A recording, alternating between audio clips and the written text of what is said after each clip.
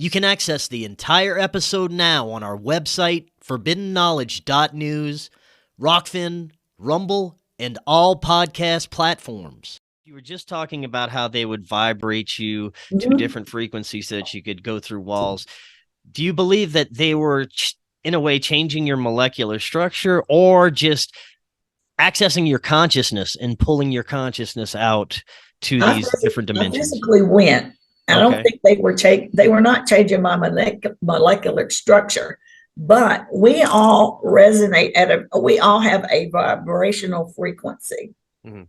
And they were raising mine. And when they raised mine, that allowed me to be able to go through. And changing frequencies is a big thing with extraterrestrials and interdimensionals. They can travel by using vibrational frequencies and changing dimensions. They don't use fuels and things of this nature. They know that our science, our physics does not apply to them. They were like a million years ahead of us, evolution-wise and technology-wise. So the way that they travel is nothing like what we would do to go to the moon or anything like that. What I wanted to get to next is your experiences. Were they all of a positive nature, or did you have any experiences that you felt were a different group that may not have had good intentions for you? No, I've always had the same three, and the female is bonded to me. And I feel like probably she was bonded to me before in my extraterrestrial life as an interdimensional. So she is a protector and watches over and makes sure I get everywhere. And we are bonded. And I also found out through my son's experiences, we went to Mexico, which was orchestrated by the interdimensionals to get my son and I down to Mexico at Oaxaca, which is the southernmost state on the Pacific side of Mexico. And they wanted us there. And so we flew into Mexico City and took a shorter flight to Oaxaca and then traveled on a shuttle bus up into the mountains. And when we got up there, it was no English being spoken, and there was no ATMs, there was no cell phone coverage or internet coverage and stuff. So, but my son had known this and he prepared. So basically they wanted us there because they wanted me to experience, and my son to experience, the dying of an indigenous race. And this race is called the Zapotec. And they are also called the people of the clouds. And they are a race that was on the verge of ascension. And it ended abruptly because all of the young people have decided to move away from the mountain and from their tribe because they are influenced by technology and materialistic things. So they had left, all the young people left and have ventured off to like bigger cities like Mexico City, and some aspired to go to America or to Canada or even Europe because they felt like they could have a more materialistic, higher tech life than what they were accustomed to growing up with their indigenous tribe. So it is sad, and they wanted us to see how a beautiful, very eco-friendly indigenous tribe on the verge of ascension. And basically, although they didn't have a lot of materialistic ways, in a lot of ways, they were living their perfect kind of life. They were at one with nature.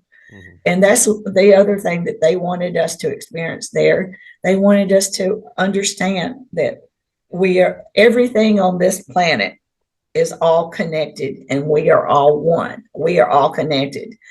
And everything on this planet is a living being. Mother Earth is a living being. They see Mother Earth as a living being. Our trees, our flowers are living beings. Animals can communicate. All these things are living beings. Us being in a 3D world and we can only see certain things, we don't see that the trees and things can communicate. But as we evolve and go through our ascension process, we will be more aware and start to realize that everything on our planet is alive. And they wanted us to understand it's okay to eat vegetables and eat things, but the way that they look at it, this indigenous tribe, is when they go into a forest, say they're picking mushrooms, they consider a group of mushrooms or a group of squash. That's a family of vegetables. It's a family. You only take what you need. You don't take the whole thing. That would kill it. So they were teaching us that appreciate it, be proud and thankful for what you take, but never deplete it completely. So, and they wanted us to understand that the earth is a living being and that she will be good to us if we learn to respect and be better to her. So they wanted us to understand that all the little things that we take for granted here on earth, they take really serious. And a lot of people ask me, what is it that they like about this place? They love our planet and they love everything on it. They played a part in the creation of us and the creation of everything on our planet. So they wanted us to understand that everything is alive and everything is connected. So, so now that we are going through this ascension and that we're going through disclosure, they want people to understand that they are here. We are not alone in the universe, and they are not here to take over or control us or anything like that. They are simply here to assist. Just like we look at our children, they look at us like children. When your child makes a mistake, they suffer the consequences and they have to learn from their mistakes. And that's what they expect out of us. Now they will assist us in anything that they can, but we are here on free will. So they can't just fix everything that we did wrong. Right. And we are at a pivotal moment in our human evolution. And we are either can destroy ourselves or we can learn and take our technology and use it to our advantage. So we have been playing around with nuclear weapons. And I think you've probably heard that they come down here and turn off power plants. And they've let it be well known that they are not going to let us take these things. We're venturing out into space. We're not going to be allowed to take these things into space because whatever we do with these weapons and stuff, not only would it annihilate us, it would annihilate all of the nature and the balance of our planet.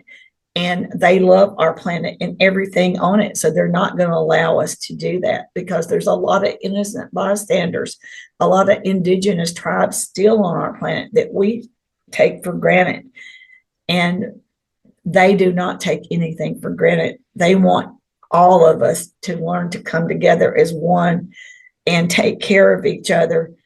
And they realize that, and for the past 100 years, that we have been manipulated, and our humanity has been torn apart, and we're supposed to be connected, but they keep us at odds because of all of the social media that throws negative information out to us. Wars are created to keep us apart. All the different churches, that's created to keep us from having one connection. And we are supposed to be connected. So the interdimensionals want us to go through our evolution and become more intelligent. And we will learn that we will outgrow all these old ways of working 9 to 5 and not enjoying our life to the fullest. And we will learn to live longer lives because there are toxins in our foods, in our water, and in our air. And we need to put a stop to these things. And all of these governments that are played like puppets and things of this nature